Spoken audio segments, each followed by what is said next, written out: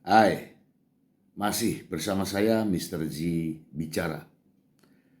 Tentu saja bicara tentang kebenaran berdasarkan fakta, data, dan realita.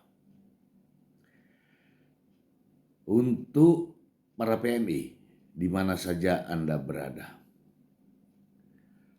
Permendak nomor 36 tahun 2023 yang intinya adalah membatasi barang kiriman terkait dengan barang kiriman milik PMI telah resmi direvisi.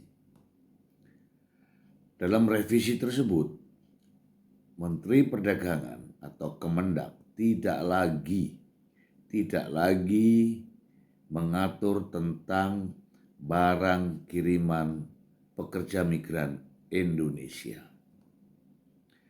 Adapun Permendak 36 tersebut direvisi menjadi Permendak nomor 7 tahun 2024. Dan di sana tidak mengatur terkait dengan barang milik pekerja migran. Supaya tidak menjadi fitnah, mari kita simak bersama. Langsung. Ini adalah Peraturan Menteri Perdagangan Republik Indonesia nomor 7 tahun 2024 tentang perubahan kedua atas Peraturan Menteri Perdagangan nomor 36 tahun 2023 tentang kebijakan dan pengaturan impor. Nah, di sini kita langsung ke pasal 34 ya. Di pasal 34, mari kita lihat.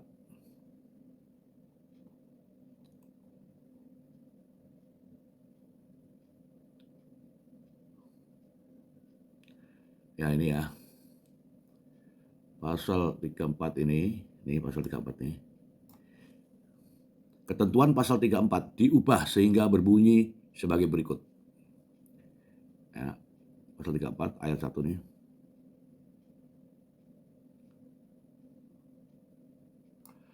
Impor barang kiriman pekerja migran Indonesia, barang pribadi penumpang, barang pribadi awak sarana pengangkut, barang pelintas batas, barang pindahan, warga negara Indonesia dan warga negara asing, dan barang kiriman jemaah haji melalui penyelenggara pos dapat dilakukan terhadap barang bebas impor dan atau barang yang dibatasi impor. Artinya Anda, para PMI, barang-barang yang dikirim termasuk barang bebas impor. Jadi boleh. Ya, ini untuk ketentuan pasal 34 berubah bunyinya seperti ini. Selanjutnya kita melihat ke pasal 71 ya teman-teman ya. Ini pasal 71 kita melihat di nomor 18 nih. Ini tadinya yang membatasi barang kiriman milik PMI itu di sini. Nah, dalam nomor 18 ini ketentuan lampiran 3 dihapus. Jadi tidak ada lagi lampiran 3 dihapus ya. Dihapus sehingga tidak mengatur ya terkait dengan barang milik pekerja migran Indonesia. Setelah Menteri Perdagangan mengeluarkan Permendak nomor 7 tahun 2024 dan tidak mengatur tentang barang kiriman milik PMI, maka terhadap barang kiriman milik PMI berlaku dengan Peraturan Menteri Keuangan nomor 141 tahun 2023. Jadi Permendak tidak mengatur lagi, namun Menteri Keuangan melalui PMK nomor 141 tahun 2023 mengatur tentang barang milik PMI. Mari kita lihat bersama. Dalam PMK 141 ya, Peraturan Menteri Keuangan Republik Indonesia nomor 141 tahun 2023 tentang ketentuan impor barang pekerja migran. Indonesia. Nah, sekarang kita lihat apa yang dimaksud dengan pekerja migran itu.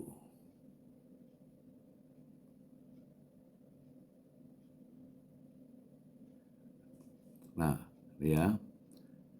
Barang kiriman PMI adalah barang kiriman yang dikirim oleh PMI yang memenuhi persyaratan tertentu, meliputi barang yang telah dipakai dan atau dimiliki oleh PMI.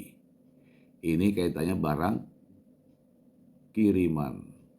Kemudian barang pindahan adalah barang keperluan rumah tangga milik orang yang semula berdomisili di luar negeri kemudian dipindah ke dalam negeri. Ini kaitannya dengan barang kiriman milik PMI dan barang pindahan milik PMI. Nah, siapa PMI itu? Nah, ini teman-teman ya. Pasal 2 mengatakan PMI adalah PMI A, PMI yang tercatat pada lembaga pemerintah kementerian non kementerian yang bertugas sebagai pelaksana kebijakan pelayanan perlindungan PMI, atau PMI selain sebagaimana dimaksud ayat huruf A dengan ketentuan memiliki kontrak kerja yang telah diverifikasi oleh perwakilan pemerintah Republik Indonesia di luar negeri. Ini artinya PMI ini tercatat di BP2MI atau lapor diri di WNI Peduli. Oke. Nah, disinilah para PMI barang-barang miliknya diatur. Bagaimana cara pengaturannya? Nih, saya kasih lihat nih ya. Pasal 4. Barang kiriman PMI sebagaimana dimaksud dalam pasal 2 tadi, huruf A, diberikan pembebasan biaya masuk dengan ketentuan sebagai berikut. Jumlah pengiriman paling banyak 3 kali dalam 1 tahun. Nilainya 500 US dollar ya. Ini bagi PMI, bagi para PMI. Kemudian B2-nya nih, barang kiriman PMI sebagaimana dimaksud dalam pasal 2 ayat 1 huruf B diberikan pembebasan 500 US dollar. Ini yang tercatat di BP2MI, ini yang tercatat di WNI Peduli. BP2MI 500 dalam 3 kali pengiriman ya, dalam 3 kali pengiriman berarti 1.500 tahun. Kalau tidak tercatat maka pengirimannya hanya 1 kali. Nih, 1 kali mendapatkan 500 US dollar, tapi hanya sekali saja dalam setahun. Nah, mari kita simak ya, setelah ini kita simak penjelasan dari perwakilan BP2MI, Direktorat Jenderal Pengawasan Pengendalian BP2MI Asia Afrika ya. Mari kita simak bersama.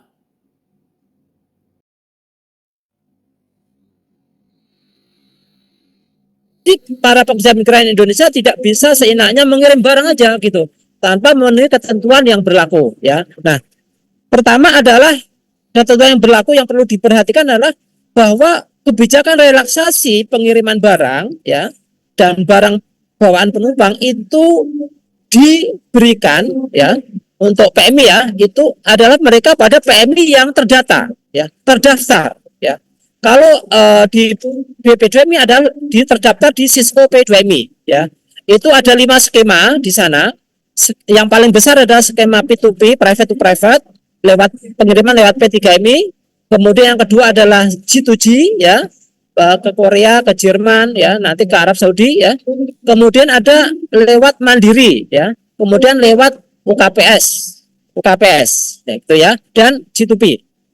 Jadi data PMI yang terdapat di Cisco P2MI itu adalah mereka yang berangkat secara prosedural lewat 5 skema tadi, seperti itu ya.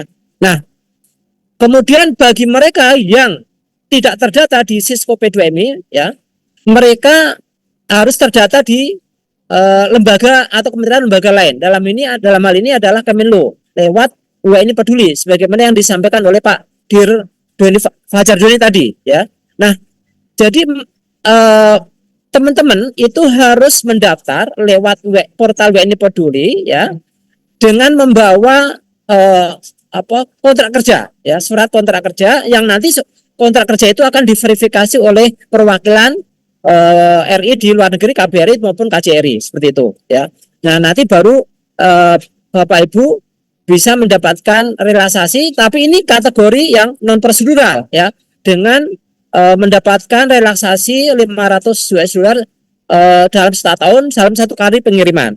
Beda dengan yang prosedural mendapatkan 3 kali relaksasi, ya, masing-masing 500 sehingga total 1.500, ya. Walaupun kita, ya, dalam proses ini, ya, kita masih mengusulkan, ya, supaya agar sesuai dengan harapan semula untuk nanti mungkin ke depan untuk revisi PMK 141 adalah kita mengikuti best practices Filipina, yaitu minimal thresholdnya 2.800 US dollar, ya, seperti itu.